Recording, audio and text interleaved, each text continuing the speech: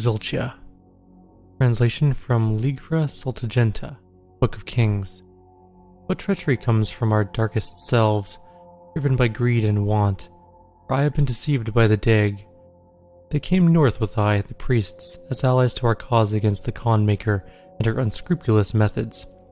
Their silvery tongues wagging, they laid a plan for us, and sowed the seeds of desire for hasty triumph. They claimed knowledge of the Maker's source of power, in the demon realm, a vast foundry of souls where the innocent are put to the fire for their essence.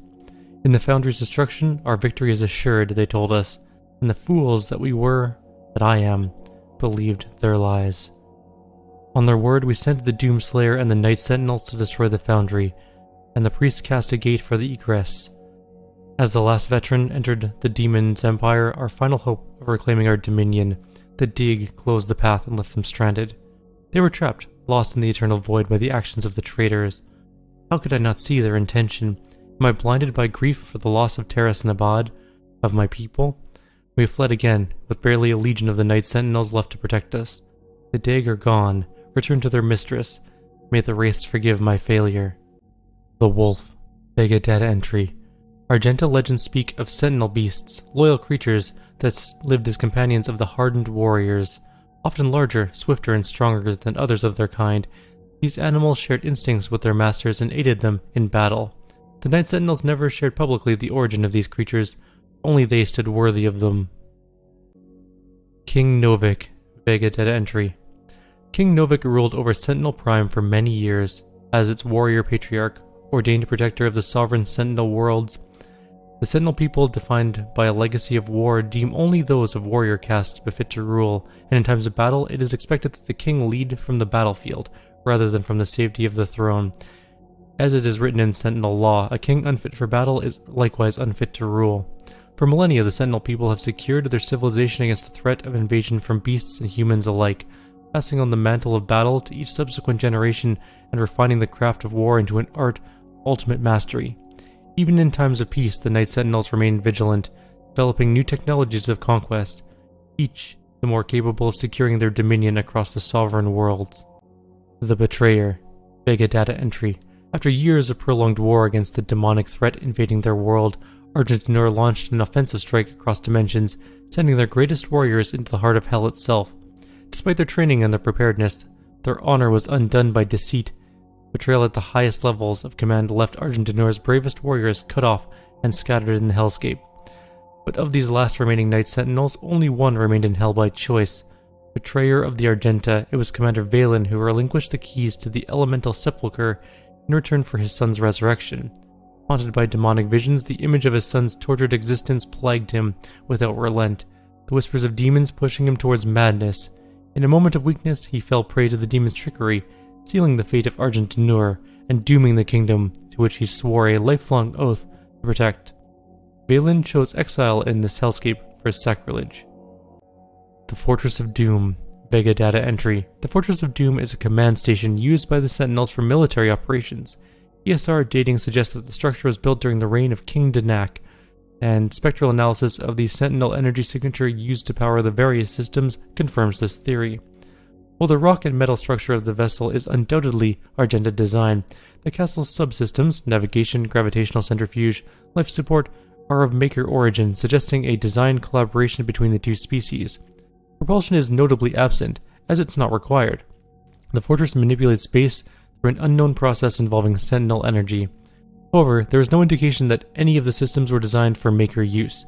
The access ways, control panels, and living quarters have all been designed for Argenta dimensions, so it can be assumed that the massive structure was made exclusively for Argenta warfare, likely as a flag station of these Night Sentinels military forces. We have records of Night Sentinels visiting many inhabited planets in their local quadrant, the extent of their empire still being researched, and this fortress is likely a remnant of what was once a much larger fleet.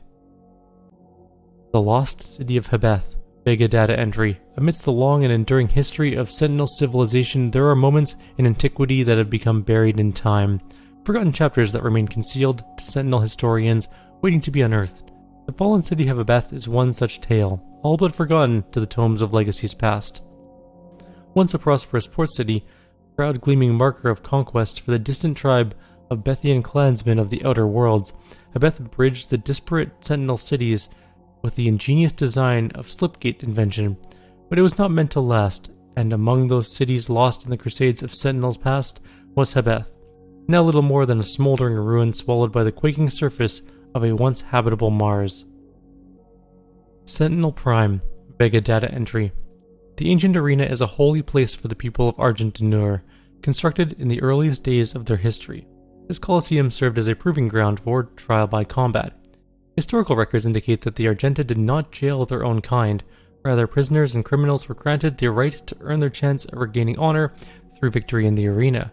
Those who succeeded were given a place to fight in the front lines of the Sentinel army and to die in service to Argent-Denur. This traditional use of the arena has subsided since the assimilation with the Dark Realm. The corrupted priests now allow more violent exchanges, with armed captives pitted against demons for sport. The priests of the Order, Deg, continue to hold undisputed power on Argent-Denur. Spilling the blood of the Argent Ascended class will result in the transgressor's banishment. Asylum amongst the Argenta will be denied to any who do not adhere to the rules of engagement. Terras Nabad, Vega Data Entry. The city of Terras Nabad was the crown jewel of Argent-Denur. For centuries it served as the spiritual heart of Argent society, home to both the royal family and the center of political power. No expense was spared in building of the city, with bold colonnaded architecture and towering monuments to gods and kings resplendent on every avenue. Rural Argenta flocked to Terras Nabad on pilgrimage to the Maker temples. The city was ground zero of a massive demonic invasion attempt, and although the invasion was thwarted, the attack changed Argenta society forever. The Divinity Machine, Vega Data Entry.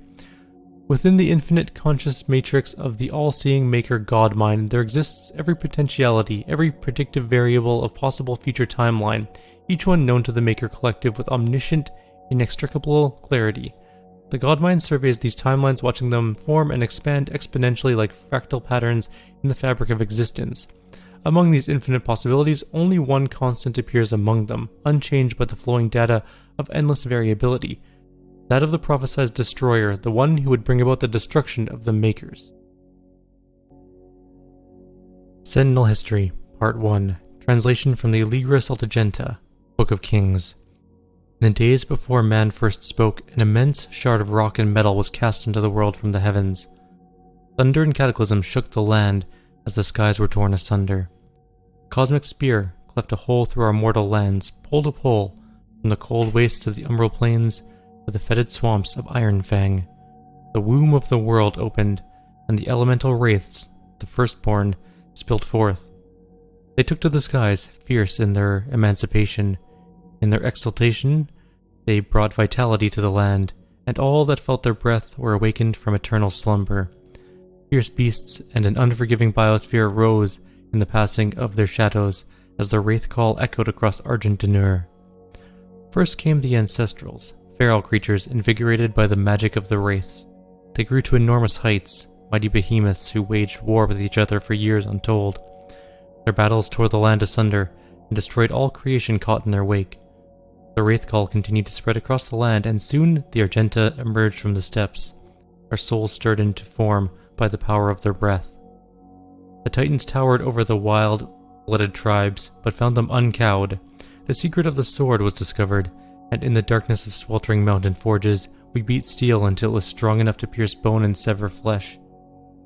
Thus, we came to be, born of rock and fire, lowly in birth, risen by the strength of our will. By the blessedness of the first ones we forged sword and shield, and took the hammer to the Ancestrals. We claimed dominion of creation by right of blood and magic, and the time of man came to be. With the ancestral beasts driven back to their bleak valleys, we rose. We tilled the fertile land, husbanded beasts of burden, and built towering cities. In the hallowed palace, on the obsidian throne, we crowned King Ormero the Father, the first of the line that shall reign in perpetuity. We built the Cathedral of Reflection to worship First Ones, and formed the Order of the Dag, whose priests pay tribute to the Wraiths, and appease their tempestuous hunger. Our sons and daughters chose the path of the sword or the path of the alchemist, for each duty honors the gods. Though our ways were righteous, we were not without strife. Storms and great quakes cast our spires down. Barbaric tribes laid siege to our fields in search of the great gifts Mother Argenta had bestowed upon our world, and the song of the Wraith Call threatened to drive lesser men into madness. We were not lesser men. We defended that which the first ones gifted to us, our lands and right to the bounty held within. We beat back the barbarian hordes and hardened our resolve.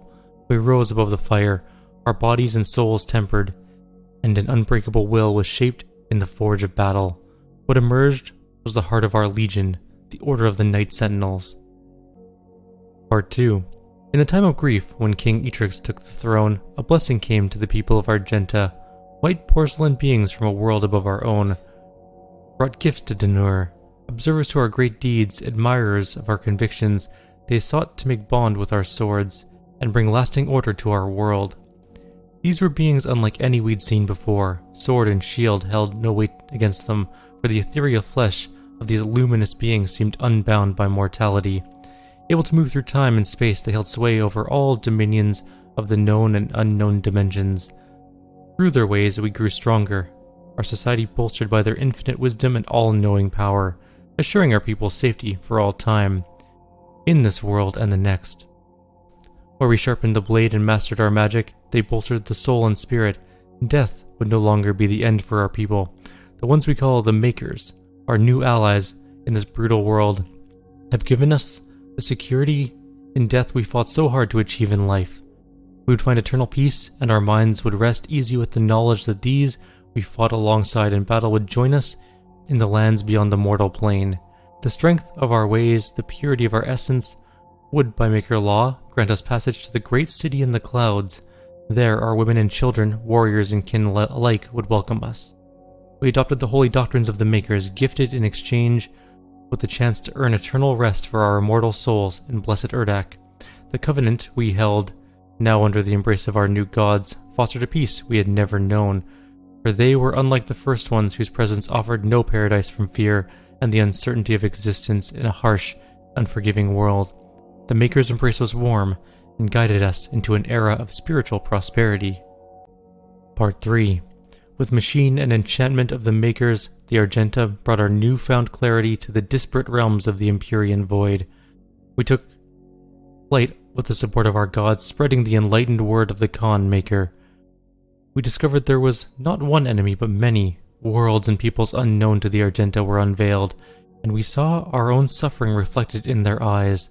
Our righteous army strolled into battle under the banner of the Night Sentinels and fought for the freedom of all peoples from the grasp of those who would exploit and prey upon them. Though we battled on soil not our own, the blood we shed in foreign land safeguarded Argentinur and the sons and daughters that defended it. Through the strange peoples we liberated, new alliances were formed, and our beliefs became their own. Our armies swelled. As the Argenta traversed the stars with gleaming war fleets, the Khan of the Makers approached King Rowan on his throne. He sensed his god restlessness by her disquiet manner. The king and Khan spoke, and the god revealed she had foreseen a schism in the blood of the Argenta. A test would be required to identify its host among us. She spoke of a holy rite to be performed on the strongest of our warriors. Only those that proved worthy would be tested, for the impurity could reside in only the most resilient of our legion. The divinity machine, a great tribute by Maker Scolaris, would help us to cleanse any impurities from our flock, ensuring our continued prosperity in this world and in the Maker realm that awaited in the afterlife. The malicious one, if not exhumed from our ranks, would jeopardize our safe passage to the heavenly realm of Urdak. The Dark One was not amongst them yet, nor would he be for many generations. Only the Mother God, through divination and Maker sight, would determine when he stood before them. The Makers were told, and only their unclouded eyes could find the one who was marked. Prophecy of the Unholy One was written, but through the ages the warning grew faint, until only the Khan Maker herself and the high priests of the Order Dag still whispered of he that would one day come to threaten their way of light. Part 4. In the time of King Novak, as the Argenta secured peace and safety through dimensions across time and space, an outlander came to us. He was not of our world and spoke an ugly tongue. How he first took step upon our land was unknown. Sentinel scouts had found the outlander bloodied, clawed, and near death, mumbling of impending doom and the forces of darkness. The scent of blood followed him, and the gore that stained his armor seemed not entirely his own. By Argenta law, the stranger would be judged in the Colosseum, where he would be given the chance of all who stray from the path to fight for his freedom. We knew not of this stranger. His mind seemed crippled with rage. He dressed in attire not suited for our lands and carried munition of arcane origin. We watched as his will overcame his injuries, and in the blood arena he proved his worth. The Outlander's technique was crude and brutal. The determination in his charge echoed that of any true-born sentinel. His war cry echoed through the Colosseum, as did the sound of his fury, and the guards cheered his banner. Rip and tear, they shouted as the beasts pushed beyond mortal wounds and certain death. You would be gifted no rank, no title. Survivors in the arena were prepared only one reward, the right to earn an honorable death while spreading the blessings of the Makers to those in need. The Outlander's determination was witnessed, his ravings documented, and through word of the Order Dag and the Con Maker had been brought before her. She set her minions to learn his tongue, for with his ugly words he spoke of lands unseen, creatures born of fire, and a dark place unknown to the Queen and her caste. Yet another opportunity to expand the gift of the Makers to those in need. Part 5. On the eve of the Black Star, the Dark Ones came from a world beneath our own, not through ship nor ephemeral vessel, but through the fabric of dimensions. Out of swirling fiery gates came horned beasts from a timeless realm, first one, then many. Crashing waves of evil swelled from the obsidian forest of the Argentian overlands. The Alarum clans from the eastern mountains fell first to the black hordes of devils, and the city of Telerum was slung under the weight of their charge. We sentinels rose to meet the beast with spear in hand, the might of the holy fleet striking back at the demons, but the dark gates from whence they came gave birth still to even greater hordes. A line of blood was drawn, with the fallen of both sides, and the unholy wars began as the time of darkness came upon us. Part 6. Unlike enemies of the past, we could not contain the demons emergent from the dark realm. Their weaponry was not conjured from machine steel, but from the essence of their very being, a dark magic not known to us in our many conquests. Had we grown overconfident, our victories serving to dull our blade as we drank in the glory of our expanding empire? Lost. We knew not of how to prevail against this foe. The Maker Gods stood perplexed, and our engineers and priests scrambled to find the advantage in battle we so desperately needed. Unknown to the enemy, we were pushed to the brink of defeat, and our gods stood with us as we worked to find the answer. The Order of the Dag were the first to unlock the mystery of these foul creatures. The priests were able to capture several of the beasts, and set about to identify the source of their power. It was then that the essence of the Dark Realm was discovered. Not wholly unlike our own, this power was the life essence that flowed through their twisted form and powered their attacks. It could be harnessed to power our own weapons, giving the Argenta the chance to combat the demons on even footing. The priests believed that with greater knowledge of the essence, we could discover its source and cut it off from the demons to strangle their armies from within, allowing us to regain the advantage we required for victory on the battlefield.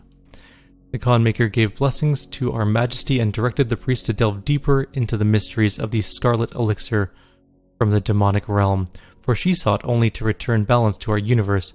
Proper assimilation was required, as hell stood beyond her influence. After great effort, the priests discovered more than they had ever hoped for. They learned of the true nature of the demonic energy and how it could strengthen those skilled enough to harness its power. The energy coursing through the malformed bodies of our relentless enemy could be used to end life or enhance it, power to heal, to mend, immortality, knowledge and enlightened faculties beyond our understanding. When the demon's life force in the skilled hands of the Sentinel priests and under the righteous gaze of the Con Maker, our people would not only rise to victory over the unholy horde that clawed at our walls, we would move to a higher plateau of existence, ushering in a new era of military science and industrial healing. No Sentinel would grow sick, no Maker would need to suffer the transfiguration that they so feared. All would be risen, none could ever oppose our peaceful ways and threaten our world again. True balance over hell and its legions over space and time in this world and all others. We would dictate the order, united with the Makers. We would find peace eternal. Part 7. The Con Maker demanded a tithe of the essence, and driven by her desire, the priests submitted themselves to her will. The Order of the Dag took counsel with the king, speaking only of these spoiled lands sure to be found through the cleft in creation, and the opportunity to purge these new invaders from Argentinur. We took the war to their cursed land, pressing through the gates of wizardry. There was one among us who seemed to know the true nature of these foul demons. It was the Outlander, the stranger who had come to us from places unknown, he who had survived in the front lines far longer than any Sentinel-born prisoner had before. His passion for battle against the vile horde was evident, his lust for their destruction matching our own. Though Argentinur remained a foreign land to him, his fervor caught the attention of inquisitors of the Sentinel Guard, some whispering of a suspected allegiance he held in secret with the demons. Silencing the critics, King Novak deemed him worthy of selection. The signifiers brought a commission to our king, and it was decided that he be lifted from the common rabble. Though no arena-born prisoner had ever been granted the honor, the Knights Sentinels broke tradition and deemed the Outlander worthy of training.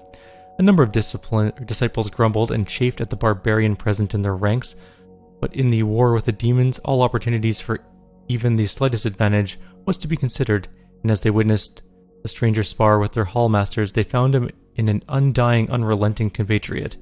This man was an outsider, friend to none, and yet rose each time he was thrown to the dirt of the circle. Battered and bruised, his brow stained with blood, he rose with grim determination for the chance to face his enemies in armed combat once again. Time passed as the stranger was instructed in the codified matrices of their order, the ancient lessons of battle and brotherhood taught to all sentinels.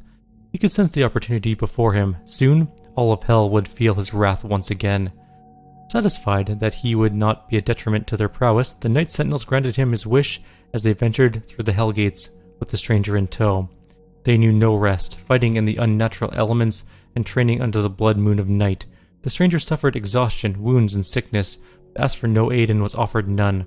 3 times the Knight Sentinels ventured into the gate and back, and upon every return the stranger strode more capable than before. His gait locked in step with the march of the Sentinels, a disciplined and now controlled lust for demon blood ever present. The passing of years and innumerous battles with the devils indentured the stranger to Argenta's mightiest warriors, and no longer did they condescend him as a new-blooded conscript. For them, he'd become a brother in arms forged in war, an ally, and a weapon. Part 8.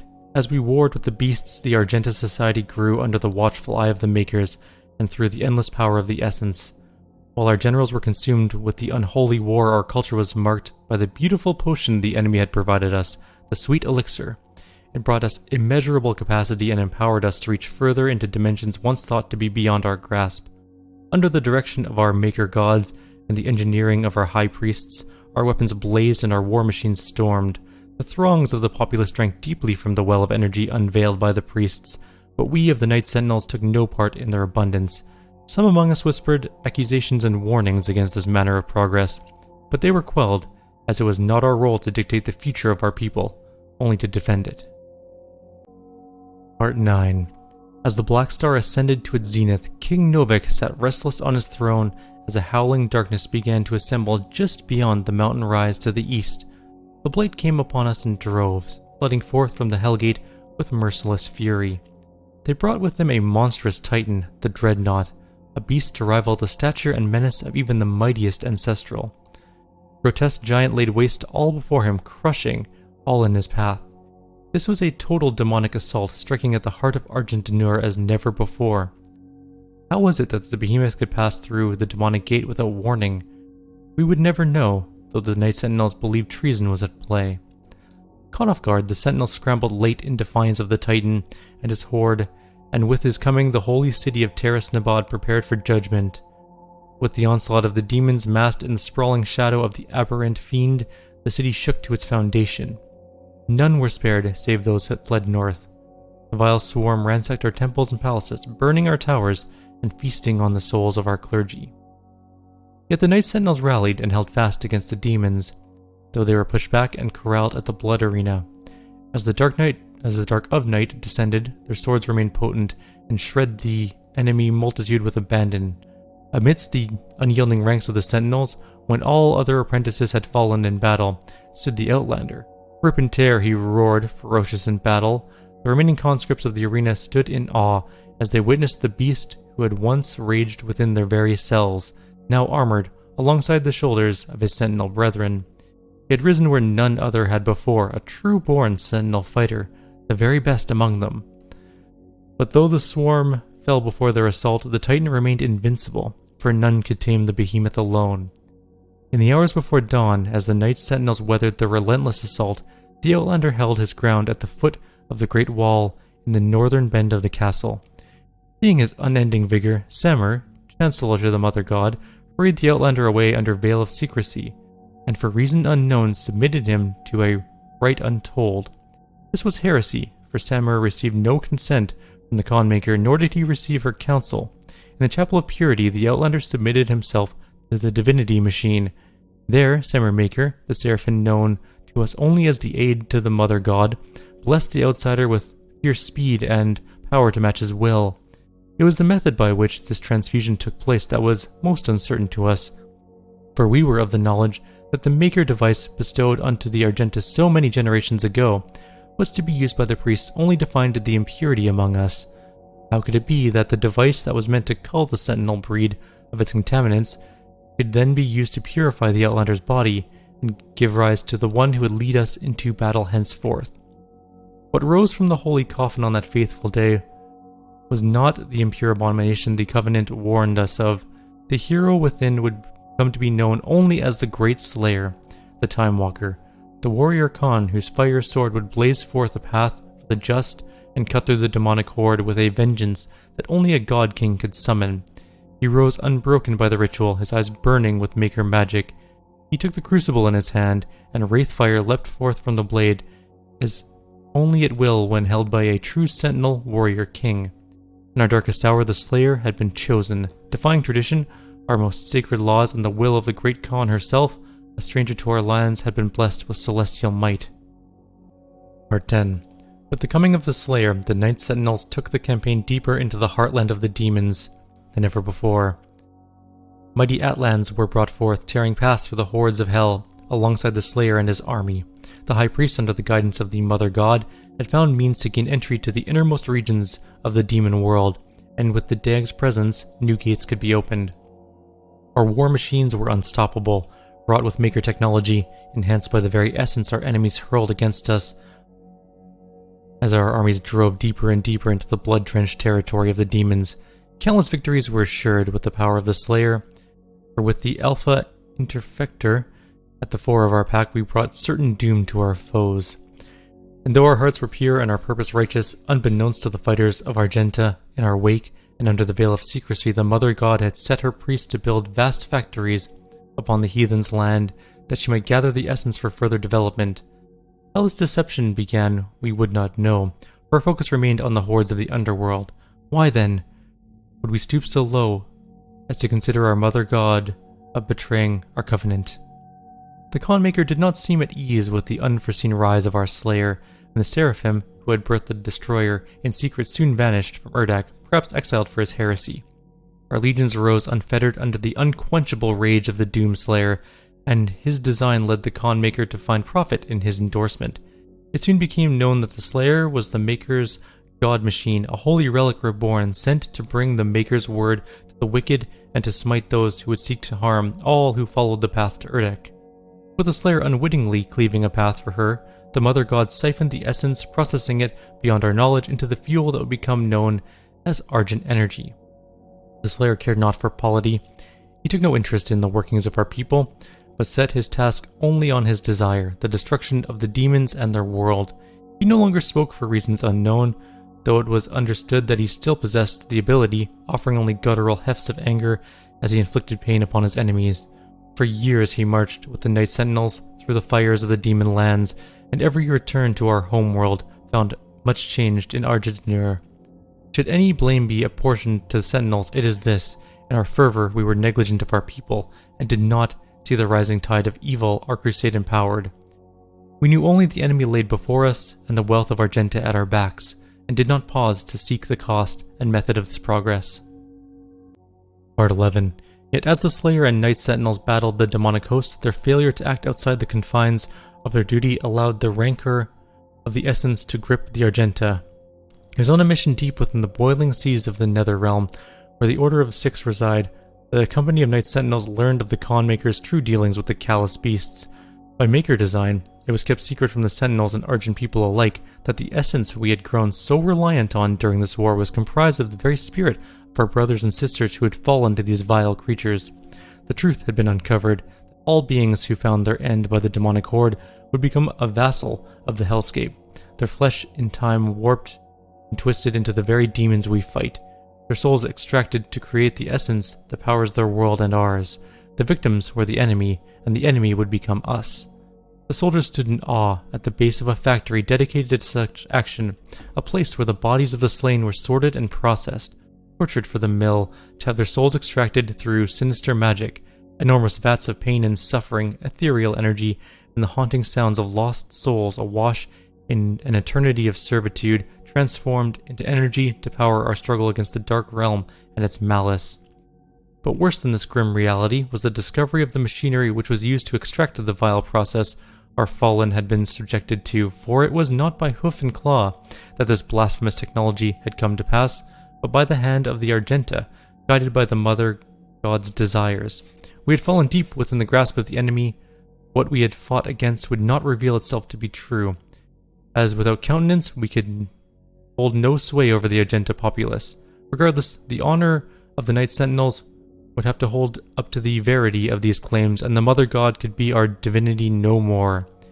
In secret corridors and clandestine conference, the Night Sentinels would find those amongst them who similarly distrusted the essence and had foretold the swelling corruption. Once the truth could be shared, the skeptics became members of the Sentinel insurrection, and the breach between the holy and the unholy Argenta began to grow.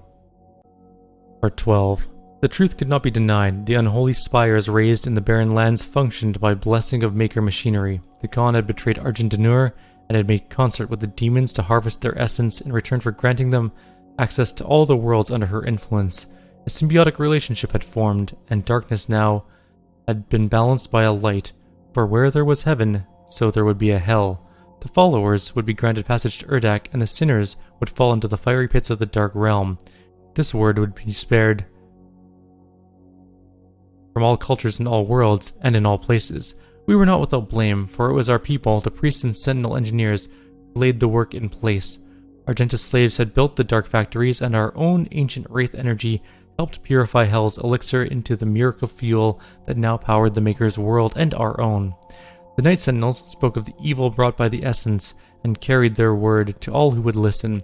We had hoped to create this new dichotomy, and so it must be for the Argenta to stop the spread of its pestilence. This new phase of existence, the dark and the light, if not for us, then for the innocent whose worlds had yet to fall under the spell of the Maker God and her unseen allies in the Hell Dimension. Even when the Night Sentinels returned from the demonic realm with tales of slave factories that damned the souls of the innocent, the indoctrinated masses of Argentinur took no quarrel with the Makers. They were indebted to the demon essence, the ministers deliberating but finding no basis for change. The messengers were cast down for daring to speak against those who had gifted us so much, our gods. The Makers in their infinite wisdom would see fit that faithful continue life anew in Urdak. They feared the wrath of the Mother God. A lifetime of servitude would not be undone by this insurrection. This was simply another trial, a test of faith to identify those who were truly worthy to experience life eternal in Urdak. The Argenta would not waver in their resolve. The Night Sentinels prepared for war once again. Though this battle meant drawing the blood of their own brothers, our army had seen the work of the demons firsthand and knew its evil. They had returned to the way of the wraiths, and though their armament was diminished without the essence, it remained pure and righteous. A division amongst the Argenta had occurred, one side standing in opposition to the doctrine of the Makers, the other locked in belief. The Ascended Empire was comprised of the faithful and misled, wielding the desecrated energies of hell, the power of the Makers and marauders who had sided with the Khan. The Night Sentinels were bolstered by the free people of Argenta and the mightiest of all killers, the Slayer himself.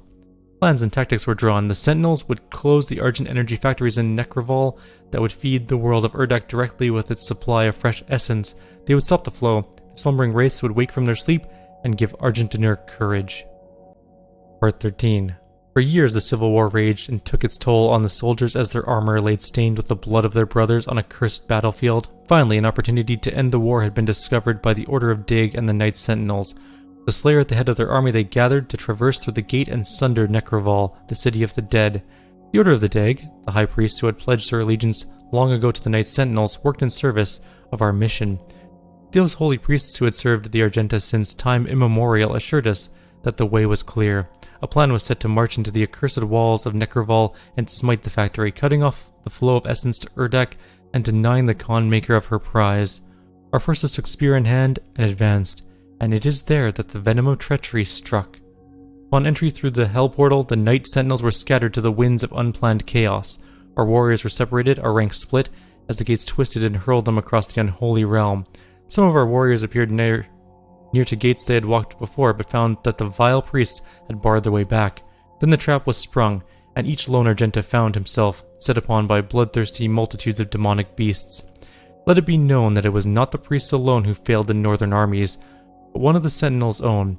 Hell found his weakness and exploited it to the demise of Argentinur. If not for the betrayer's stroke of madness, the race power would still be our own, and the Sentinel flag would still rise above Argentinur to this day. Part 14. Scattered in hell, abandoned by their clergy and reinforcements, the Sentinels proved their worth in what would be their final war with the forces of all evil. Unrelenting power in the face of certain death, the Sentinels crushed hundreds of demons and skewered titans. When their Atlans held no more fuel, the Sentinels took to the ground and fought the swarms on land. All of hell knew of the betrayal, for it was without question the makers and the priests who had sowed the seeds of deceit long before the brave warriors passed through the gate. What hell saw that day was the beating heart of the free people of Argentinur. They did not flinch in the face of their own certain death. They died as they lived, with sword and shield in hand. Urdak, too low a place to house such giants, theirs would be the fate of warrior gods remembered for all time. Lord Sash, the stalwart banner sergeant, was found with his war standard pierced through the throat of a great beast, his body surrounded by the corpses of his enemies. Rowan, the mighty, the light faded from his eyes, had eviscerated such a multitude that their entrails clung to the black rocks like vines. Gore, relentless until the end, had broken his blade on the backs of his foes, and by the time he fell, he had slain another 200 with his hands alone. The priests believed the Sentinels all slain, but we are Argenta, born to overcome. Rumors deemed heretical by the Order Dag persist and claim that the Slayer himself still rages in the unholy realm. None who live can know, for the future of Argentinur has been bent and twisted by the perverted vision of the essence drinkers. Never again will the light of the wraiths illuminate our world. All has fallen. If the Slayer does live, let him carry our vengeance forward. If he persists, let him wreak violence upon those who have wronged us. May the blood of his sword never dry. May his war never end until the guilty have been punished, and may this evil never again spread its shadow over another world.